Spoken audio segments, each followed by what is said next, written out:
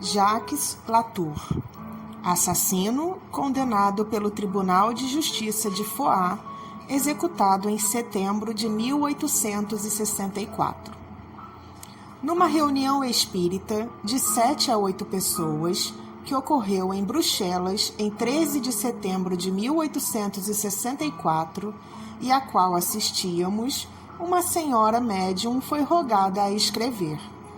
Nenhuma evocação especial sendo feita, ela traçou, com uma agitação extraordinária e em caracteres muito grossos, e depois de violentamente ter riscado o papel, estas palavras: Eu me arrependo, Latour. Surpresos com esta comunicação inesperada, que ninguém provocara porque ninguém pensava nesse infeliz, cuja maioria, mesmo dos assistentes, lhe ignorava a morte, dirigiu-se ao espírito algumas palavras de comiseração e de encorajamento.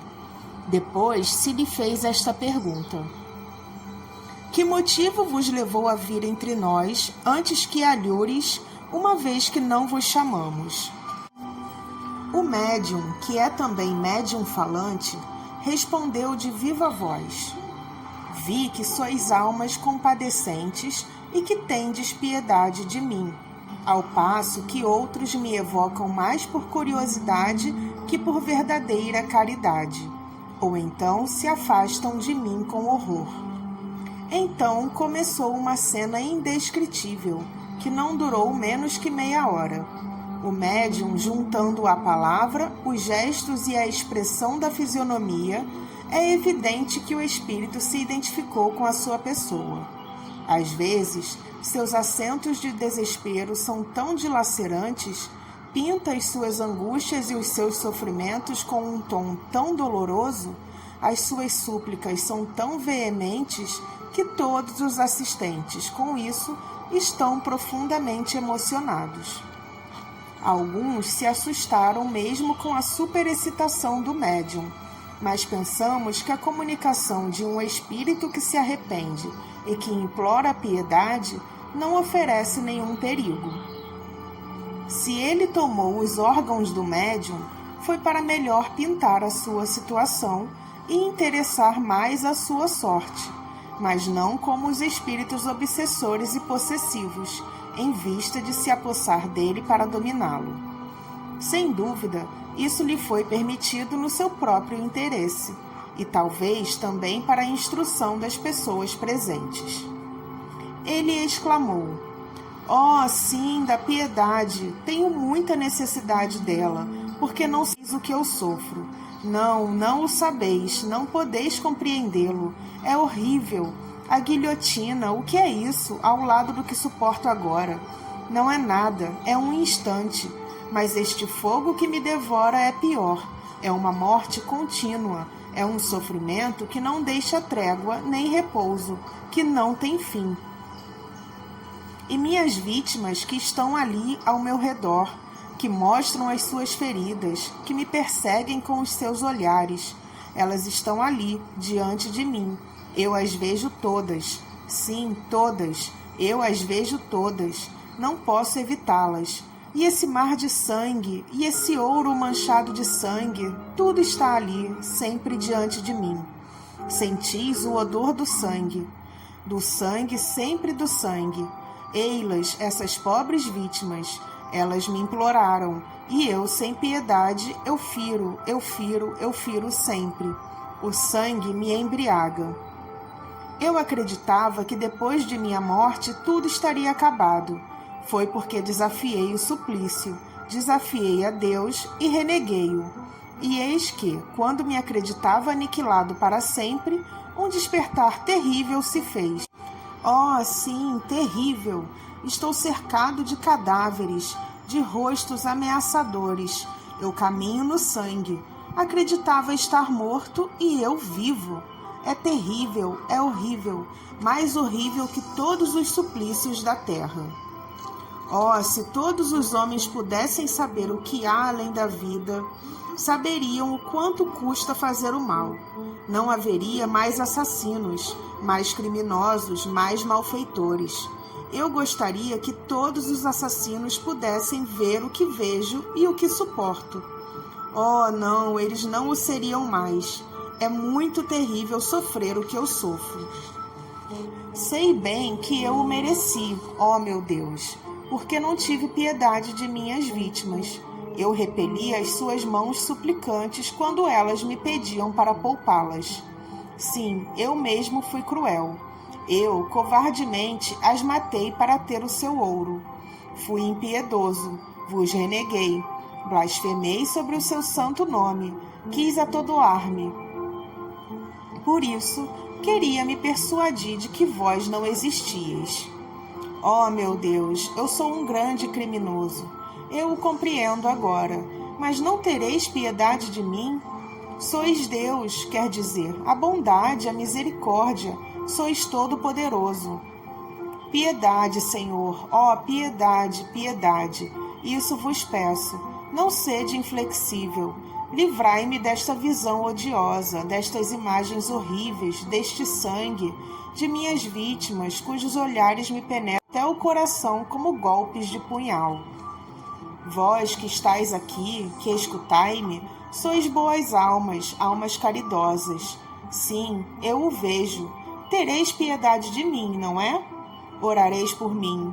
Oh, isso vos suplico. Não me repilais. Pedireis a Deus para me tirar esse horrível espetáculo diante dos meus olhos. Ele vos escutará, porque sois bons. Eu vos peço, não me repilais como eu repeli os outros. Orai por mim. Os assistentes, tocados pelos seus lamentos, dirigiram-lhe palavras de encorajamento e de consolação. Deus, se lhe disse, não é inflexível. O que ele pede ao culpado é um arrependimento sincero e reparar o mal que fez. Uma vez que o vosso coração não é endurecido e lhe pedis perdão de vossos crimes, estenderá sobre vós a sua misericórdia, se perseverardes nas vossas boas resoluções para reparar o mal que fizestes. Não podeis, sem dúvida, devolver às vossas vítimas a vida que lhes tirastes. Mas, se pedirdes com fervor, Deus vos concederá se encontrar com elas em uma nova existência, onde podereis mostrar-lhes tanto devotamento quanto fostes cruel. E quando ele julgar a reparação suficiente, reentrareis na graça junto dele. A duração de vosso castigo está assim em vossas mãos. Depende de vós abreviá-la. Prometemos vos ajudar com as nossas preces e pedir sobre vós a assistência dos bons espíritos. Diremos em vossa intenção a prece contida no Evangelho segundo o Espiritismo para os espíritos sofredores e arrependidos. Não diremos aquela para os maus espíritos, porque, desde que vos arrependestes, que implorais a Deus e renunciais a fazer o mal, não sois mais, aos nossos olhos, que um espírito infeliz, e não mau. Dita esta prece, e depois de alguns instantes de calma, o espírito retomou. Obrigado, meu Deus, ó, obrigado, tivestes piedade de mim. Essas imagens horríveis se afastaram. Não me abandoneis mais. Enviai-me os vossos bons espíritos para me sustentarem. Obrigado. Depois desta cena, o médium ficou, durante algum tempo, prostrado e aniquilado. Os seus membros fatigados. Tem a lembrança de início confusa do que acaba de se passar. Depois, pouco a pouco, lembra-se de algumas das palavras que pronunciou e que dizia, apesar de sentir que não era ele quem falava. No dia seguinte, numa nova reunião, o espírito se manifesta ainda e recomeça, durante alguns minutos apenas, a cena da véspera, com a mesma pantomima expressiva, mas menos violento. Depois escreveu, pelo mesmo médium, com uma agitação febril, as seguintes palavras: Obrigado pelas vossas preces. Já uma melhora sensível se produziu em mim. Pedi a Deus com tanto fervor que permitiu, por um momento, que os meus sofrimentos fossem aliviados. Mas as verei ainda, minhas vítimas. Eilas, eilas, vedes este sangue? A prece da véspera foi repetida. O espírito continuou, dirigindo-se ao médium. Perdão por me apoderar de vós. Obrigado pelo alívio que dais aos meus sofrimentos. Perdão a vós de todo o mal que vos ocasionei. Mas tinha necessidade de manifestar-me. Só vós o podeis. Obrigado, obrigado. Um pouco de alívio se produziu, mas não estou no fim de minhas provas. Dentro em pouco, ainda minhas vítimas retornarão. Eis a punição. Eu a mereço, meu Deus, mas sede indulgente. Todos vós, orai por mim. Tende piedade de mim. Latour.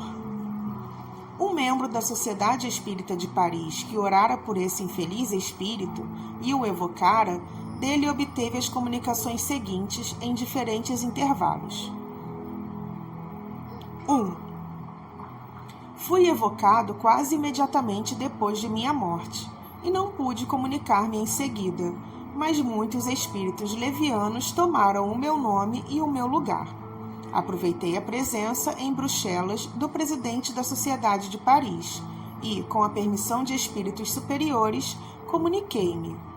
Comunicar-me-ei na sociedade e farei revelações que serão um começo de reparação de minhas faltas e que poderão servir de ensinamento a todos os criminosos que me lerão e refletirão sobre o relato de meus sofrimentos. Os discursos sobre as penas do inferno pouco efeito fazem sobre o espírito dos culpados, que não creem em todas essas imagens, atemorizantes para as crianças e os homens fracos. Ora, um grande malfeitor não é um espírito pusilânime, e o medo da polícia age mais sobre ele do que a narração dos tormentos do inferno. Eis porque todos aqueles que me lerão serão tocados pelas minhas palavras, com os meus sofrimentos que não são suposições. Não há um só padre que possa dizer: eu vi o que dizeis, assisti às torturas dos condenados. Mas, quando eu vier dizer: eis o que passou depois da morte de meu corpo, eis qual foi o meu desencanto, reconhecendo que não estava morto como o esperara, e o que tomei como o fim de meus sofrimentos era o começo de torturas impossíveis de se descrever. Então, mais de um se deterá à beira do precipício onde iria cair. Cada infeliz que se detiver assim, no caminho do crime, servirá para resgatar uma de minhas faltas. Assim é que o bem sai do mal, e que a bondade de Deus se manifesta por toda a parte, sobre a terra como no espaço. Foi-me permitido estar livre da visão de minhas vítimas, que se tornaram os meus carrascos, a fim de me comunicar convosco. Mas deixando-vos, revelai-ei, e só esse pensamento faz-me sofrer mais do que não posso dizer. Sou feliz quando se me evoca, porque então deixo o meu inferno por alguns instantes. Orai sempre por mim. Orai ao Senhor para que me liberte da visão de minhas vítimas. Sim, oremos juntos, a prece faz tanto bem. Estou mais aliviado, não sinto mais o quanto o peso do fardo me oprime. Vejo um clarão de esperança que brilha aos meus olhos, e cheio de arrependimento eu me exclamo: bendita seja a mão de Deus, que seja feita a sua vontade. 2. O médium. Em lugar de pedir a Deus para vos livrar da visão de vossas vítimas, convido-vos a orar comigo, para pedir-lhe a força para suportar essa tortura expiatória. Latour. Preferiria estar livre da visão de minhas vítimas. Se soubesses o que sofro, o homem mais insensível ficaria emocionado se pudesse ver, impresso sobre o meu rosto como com o fogo, os sofrimentos de minha alma. Farei o que me aconselhais. Compreendo que é um meio um pouco mais rápido de expiar as minhas faltas.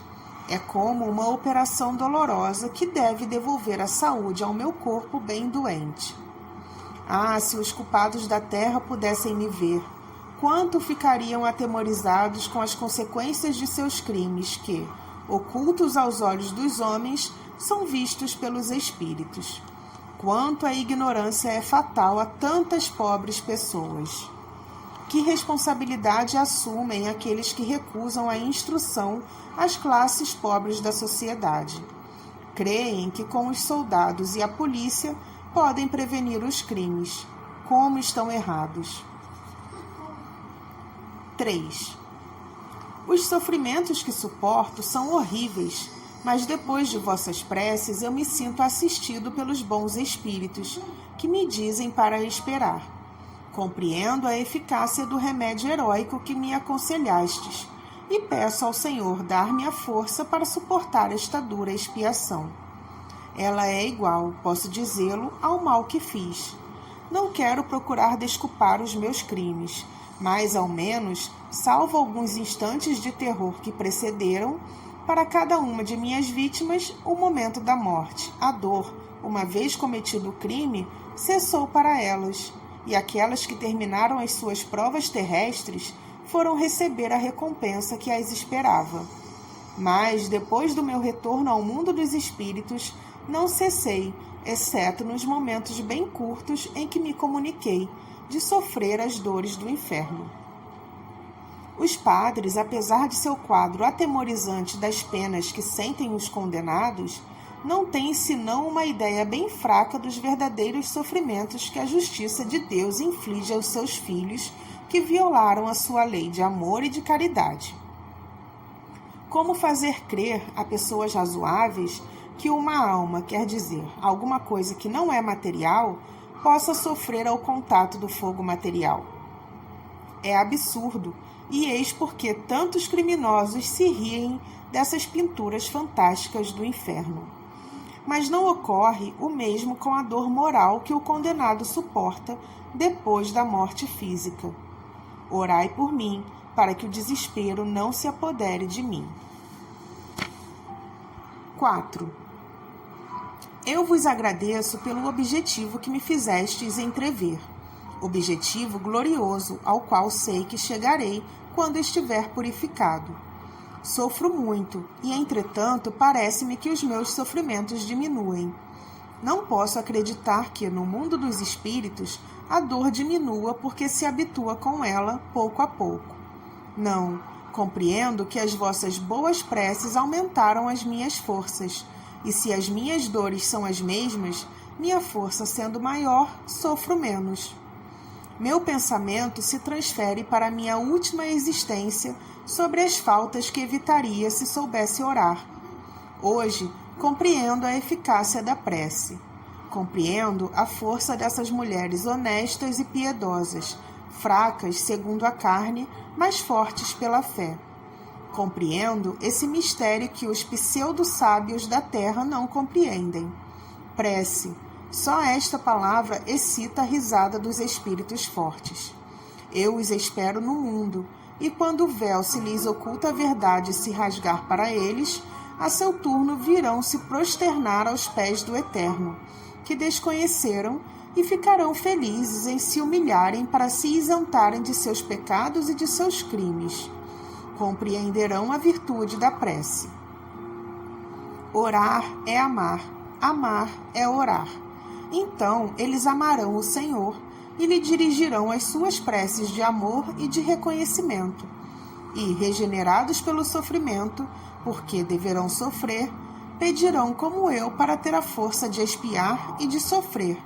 E quando terão cessado de sofrer, orarão para agradecer ao Senhor pelo perdão que mereceram por sua submissão e resignação.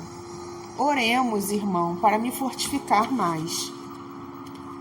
Obrigado, irmão, pela tua caridade, porque estou perdoado. Deus me livrou da visão das minhas vítimas. Meu Deus, sedes bendito durante a eternidade pela graça que me concedeis. Meu Deus, sinto a enormidade de meus crimes e me precipito diante de vossa onipotência. Senhor, eu vos amo de todo o meu coração e vos peço a graça de permitir-me, quando a vossa vontade me enviar sobre a terra para sofrer novas provas, de para ali ir, missionário da paz e da caridade, ensinar as crianças a pronunciar o vosso nome com respeito. Peço-vos poder ensiná-las a vos amar, a vós, o Pai de todas as criaturas. Obrigado, meu Deus. Sou um espírito arrependido, e meu arrependimento é sincero. Eu vos amo tanto quanto meu coração tão impuro possa compreender esse sentimento, pura emanação de vossa divindade. Irmão, oremos, porque meu coração transborda de reconhecimento. Eu estou livre, quebrei os meus ferros, não sou mais um condenado. Sou um espírito sofredor, mas arrependido, e gostaria que o meu exemplo pudesse deter, no limiar do crime, todas essas mãos criminosas que vejo prestes a se levantarem. Detei-vos, irmãos, detei-vos, porque as torturas que vos preparais serão atrozes. Não credes que o Senhor se deixará sempre, tão prontamente, dobrar-se pela prece de seus filhos. São séculos de tortura que vos esperam. O guia do médium. Dizes que não compreendes as palavras do Espírito. Dá-te conta de sua emoção e de seu reconhecimento ao Senhor. Ele não crê poder melhor exprimi-lo e testemunhá-lo que tentando deter todos esses criminosos que ele vê e que não podes ver. Ele quereria que as suas palavras chegassem a eles, e o que não te disse, porque o ignora ainda, é que lhe será permitido começar missões reparadoras. Irá, junto de seus cúmplices, procurar inspirar-lhes o arrependimento e a introduzir em seus corações o germe do remorso. Algumas vezes vêem-se sobre a terra pessoas tidas como honestas virem aos pés de um padre acusar-se de um crime. É o remorso que lhes dita a confissão de suas faltas. E se o véu que te separa do mundo invisível se erguesse, verias frequentemente um espírito que foi o cúmplice ou o instigador de um crime vir como o fará Jacques Latour procurar reparar a sua falta, inspirando o remorso ao espírito encarnado. Teu guia protetor. O médium de Bruxelas, que recebera a primeira manifestação de Latour, mais tarde recebeu a comunicação seguinte: Nada mais temais de mim. Estou mais tranquilo, mas sofro ainda, não obstante. Deus teve piedade de mim, porque viu o meu arrependimento. Agora, sofro por esse arrependimento que me mostra a enormidade de minhas faltas. Se eu fora bem guiado na vida, não faria todo o mal que fiz, mas os meus instintos não foram reprimidos e lhes obedeci, não tendo nenhum freio. Se todos os homens pensassem antes em Deus, ou pelo menos se todos os homens nele crescem, semelhantes crimes não se cometeriam mais. Mas a justiça dos homens é mal concebida. Por uma falta, algumas vezes leve, um homem é fechado numa prisão que, sempre, é um lugar de perdição e de perversão. Dali sai completamente perdido, pelos maus conselhos e os maus exemplos que auriu. Se, entretanto, a sua natureza é bastante boa e bastante forte para resistir ao mau exemplo, saindo da prisão, todas as portas estão fechadas, todas as mãos se retiram diante dele, todos os corações honestos o repelem. Que lhe resta? O desprezo e a miséria, o abandono, o desespero. Se sente nele boas resoluções para retornar ao bem. A miséria impele para tudo. Também ele, então, despreza o seu semelhante, odeia-o e perde toda a consciência do bem e do mal, uma vez que se vê repelido, ele que, todavia, tomara a resolução de tornar-se homem honesto. Para se proporcionar o necessário, rouba, mata por vezes, depois é guilhotinado. Meu Deus, no momento em que as minhas alucinações vão me retomar, sinto a vossa mão que se estende sobre mim. Sinto a vossa bondade que me envolve e me protege. Obrigado, meu Deus. Na minha próxima existência, empregarei a minha inteligência, meu bem para socorrer os infelizes que sucumbiram e preservá-los da queda. Obrigado, vós que não repugnais comunicar comigo. Não temais, vedes que não sou mau. Quando pensardes em mim, não vos representeis o retrato que fizestes de mim. mas representai-vos uma pobre alma desolada que vos agradece pela vossa indulgência. A Deus, evocai-me ainda e orai a Deus por mim. Latour. Estudo sobre o espírito de Jacques Latour. Não se pode desconhecer a profundidade e a alta importância de algumas palavras que esta comunicação encerra. Além disso, oferece um dos aspectos do mundo dos espíritos castigados, acima do qual, entretanto, se entrevê a misericórdia de Deus. A alegoria mitológica das Eumênides não é tão ridícula quanto se o crê, e os demônios, carrascos oficiais do mundo invisível, que as substituem na crença moderna, são menos racionais, com seus cornos e seus forcados, do que essas vítimas servindo, elas mesmas, para o castigo dos culpados. Admitindo-se a identidade do espírito, admirar-se-á, talvez, por uma mudança tão rápida no seu estado moral.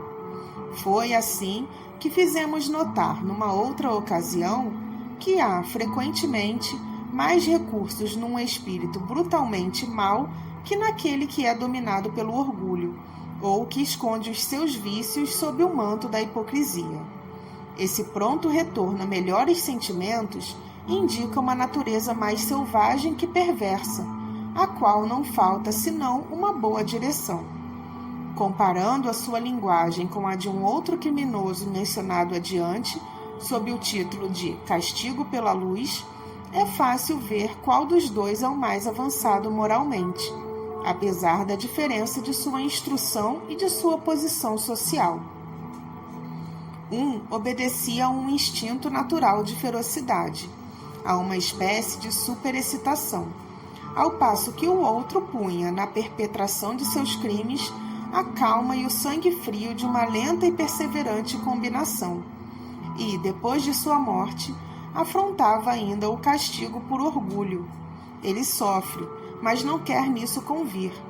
O outro foi domado imediatamente. Pode-se, assim, prever qual dos dois sofrerá por mais tempo. Eu sofro, diz o espírito de Latour, desse arrependimento que me mostra a enormidade de minhas faltas. Há aí um pensamento profundo. O espírito não compreende realmente a gravidade de seus delitos, senão quando se arrepende. O arrependimento traz o remorso. O remorso, o sentimento doloroso que é a transição do mal ao bem, da doença moral à saúde moral. É para disso escapar que os espíritos perversos se obstinam contra a voz de sua consciência, como esses doentes que recusam o remédio que deve curá-los. Procuram se iludir, se atordoar, persistindo no mal. Latour chegou a esse período em que o endurecimento acaba por ceder. O remorso entrou em seu coração. O arrependimento o seguiu. Compreende a extensão do mal que fez. Vê a sua abjeção e sofre com ela. Eis porque disse: eu sofro desse arrependimento. Em sua precedente existência, deve ter sido pior do que nesta, porque se tivesse se arrependido como o fez hoje, sua vida seria melhor. As resoluções que tomou agora influirão sobre a sua vida terrestre futura. A que acabou de deixar, por criminosa que seja, marcou-lhe uma etapa de progresso. É mais que provável que, antes de começá-la, era, na erraticidade, um desses maus espíritos rebeldes, obstinados no mal, como se vê em tantos. Muitas pessoas perguntaram que proveito se pode tirar das existências passadas, uma vez que não se lembram nem do que foram, nem do que fizeram. Esta questão é completamente resolvida pelo fato de que, se o mal que cometemos está apagado, e se dele não resta nenhum traço no nosso coração, a sua lembrança será inútil, uma vez que não temos com o que nos preocupar. Quanto àqueles dos quais não estamos inteiramente corrigidos, conhecemo-los pelas nossas tendências atuais. Sobre estas é que devemos levar toda a nossa atenção. Basta saber o que somos, sem que seja necessário saber o que fomos. Quando se considera a dificuldade durante a vida da reabilitação do culpado, o mais arrependido, a reprovação da qual é objeto, deve-se bendizer a Deus por lançar um véu sobre o passado. Se Latour fora condenado a tempo e se tivesse pago, seus antecedentes fariam-no rejeitado da sociedade. Quem quereria, apesar de seu arrependimento, admiti-lo em sua intimidade? Os sentimentos que ele manifesta hoje como espírito nos dão a esperança de que, em sua próxima existência terrestre, será um homem honesto, amado e considerado, mas suponde que se saiba quem foi Latour. A reprovação persegui-lo-ia ainda. O véu lançado sobre o seu passado abre-lhe a porta da reabilitação. Poderá assentar-se sem temor e sem vergonha entre as pessoas mais honestas. Quantos há que gostariam a todo preço apagar de sua memória de homens certos anos de sua existência? Que se encontre uma doutrina que me concilie melhor que esta com a justiça e a bondade de Deus. De resto, esta doutrina não é uma teoria, mas um resultado de observações. Não foram os espíritas que a imaginaram. Eles viram e observaram as diferentes situações nas quais se apresentavam os espíritos. Procuraram explicá-las e dessa explicação saiu a doutrina. Se a aceitarem, foi porque ela resultou de fatos e pareceu-lhes mais racional que todas aquelas emitidas até este dia sobre o futuro da alma. Não se pode recusar a estas comunicações um alto ensinamento moral. O espírito pôde ser, deve mesmo ter sido ajudado em suas reflexões, sobretudo na escolha de suas expressões por espíritos mais avançados. Mas, em semelhante caso, estes últimos não assistem senão na forma e não no fundo, e não colocam jamais o espírito inferior em contradição consigo mesmo. Puderam poetizar em Latour a forma do arrependimento, mas não lhe teriam feito exprimir o arrependimento contra a sua vontade, porque o espírito tem o seu livre-arbítrio. Eles viam nele o germe de bons sentimentos, por isso ajudaram-lhe a expressar-se. E por aí contribuíram para desenvolvê-los, ao mesmo tempo que chamaram sobre ele a comiseração. Que há de mais comovente, de mais moral, de natureza a impressionar mais vivamente que o quadro deste grande criminoso arrependido, exalando o seu desespero e os seus remorsos, que no meio de suas torturas, perseguido pelo olhar incessante de suas vítimas, eleva o seu pensamento a Deus para implorar a sua misericórdia. Não é um salutar exemplo para os culpados? Compreende-se a natureza de suas angústias. Elas são racionais, terríveis, embora simples e sem encenação fantasmagórica. Poder-se-ia admirar, talvez, de uma tão grande mudança num homem como Latour. Mas por que não se arrependeria? Por que não haveria nele uma corda sensível, vibrante? O culpado seria, pois, para sempre votado ao mal? Não chega um momento em que a luz se faz em sua alma? Esse momento chegara para Latour. Está precisamente aí o lado moral de suas comunicações. É a inteligência que ele tem da sua situação. São seus lamentos, seus projetos de reparação, que são eminentemente instrutivos. Que se acharia de extraordinário em que se arrependesse sinceramente antes de morrer, que dissesse antes o que disse depois. Disso não se tem numerosos exemplos? Um retorno ao bem antes de sua morte passaria aos olhos da maioria de seus semelhantes por fraqueza. A sua voz de além-túmulo é a revelação do futuro que os espera. Está na verdade absoluta quando disse que o seu exemplo é mais próprio para conduzir os culpados que a perspectiva das chamas do inferno e mesmo do patíbulo. Por que, pois, não as daria nas prisões? Isso ali faria refletir mais de um, assim como disso já temos vários exemplos. Mas como crer na eficácia das palavras de um morto, quando se crê em si mesmo que quando se está morto tudo acabou. Um dia, entretanto, virá em que se reconhecerá esta verdade, que os mortos podem vir instruir os vivos. Há várias outras instruções importantes para se tirar de suas comunicações. Primeiro, a confirmação desse princípio de eterna justiça, que o arrependimento não basta para colocar o culpado na classe dos eleitos. O arrependimento é o primeiro passo para a reabilitação que chama a misericórdia de Deus. É o prelúdio do perdão e o encurtamento dos sofrimentos. Mas Deus não absolve sem condição. É necessária a expiação e, sobretudo, a reparação. É o que Latour compreende e para o que se prepara. Em segundo lugar, comparando-se este criminoso ao de Castelnaudari, acha-se uma grande diferença no castigo que lhes é infligido. Neste último, o arrependimento foi tardio e, por consequência, a pena é mais longa. Essa pena, por outro lado, foi quase material, ao passo que em Latour o sofrimento é mais moral. É que, como dissemos mais acima, num a inteligência era bem menos desenvolvida que no outro. É necessário alguma coisa que possa atingir os sentimentos obtusos. Mas as penas morais não são menos pungentes para aqueles que chegou ao grau requerido para compreendê-las. Não se pode julgá-las pelas queixas que Latour exala. Não é a cólera, é a expressão dos remorsos logo seguida do arrependimento e do desejo de reparar a fim de avançar.